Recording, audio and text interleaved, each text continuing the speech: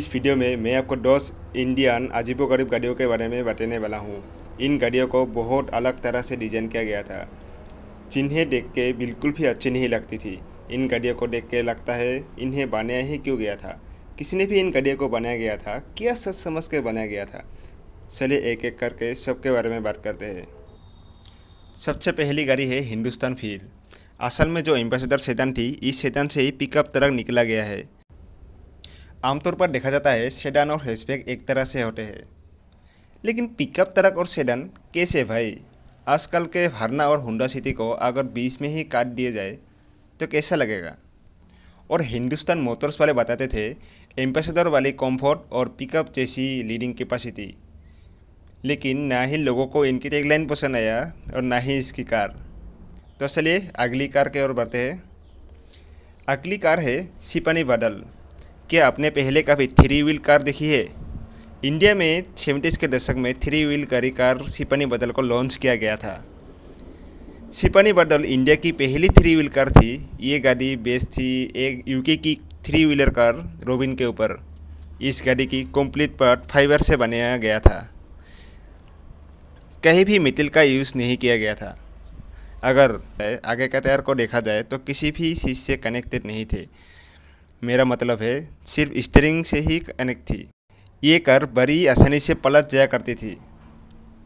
और अगली कार की ओर बढ़ते हैं। अगली कार है जुगाड़।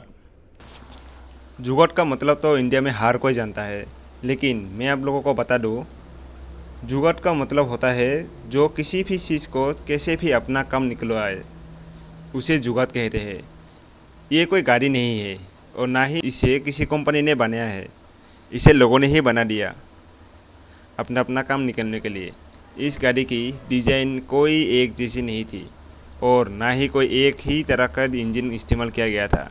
जुगाड़ मतलब कहीं से इंजन उठाया गया है, कहीं से बॉडी पार्ट्स बनाया गया है। मतलब कम से कम पैसों में पुराना माल जुगाड़ कर ऐसी जुगाड़ बांधी जैसे अपना काम निकला जाए। इस तरह का जुगाड़ आपको सिर्फ भारत में ही देखने को मिलेगा। अगली कार है टाटा स्पेसियो।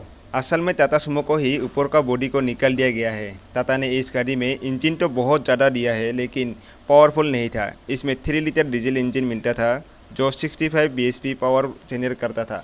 आज के ज़माने में टाटा टियागो भी इससे ज़्यादा पावर जनरेट करती है। आप इसमें ये बात का अंदाज़ा भी लगा सकते हैं कि पहले के ज़माने में गाड़ियों में कितनी कम पावर मिलती थी। तो अगली गाड़ी की ओर बढ़ते हैं। अगली गाड़ी है टेम्पो हैंडसेट।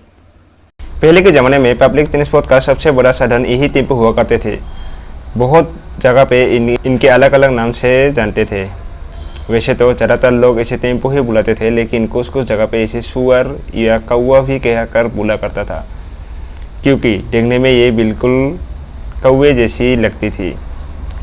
वैसे तो इस गाड़ी को पब्लिक ट्रांसपोर्ट के लिए नहीं, कुछ कैरियर के लिए ही बनाया गया था, लेकिन धीरे धीरे इस गाड़ी को मॉडिफाई किया जाने लगा और बाद में इसे लोगों के ट्रांसपोर्ट में भी इस्तेमाल किया जाने लगा। सिर्फ इंडिया में ही नहीं, बाहर की कुछ कंट्रियों में भी ये बड़े ही प्रचलित थे। टेम्पो में 452 सीसी की पेट्रोल इंजन मिला करता था, जो करीब 20 bhp का पावर जनरेट किया करता था। इसे चालू करने के लिए कोई इग्निशन स्विच या बटन नहीं था, बल्कि इसे रस्सी से लेकर इस इंजन को चालू करना पड़ता था। इसलिए इस टेम्पो को चलाने वाले जो भी लोग थे, वो लोग को एक रस्सी लेकर घूमना पड़ता था। हो सकता है आपने भी कभी रस्सी से टेम्पो को स्टार्ट करते हुए देखा भी हो। आज के बस वीडियो में इतना ही, मिलते हैं अगली वीडियो में।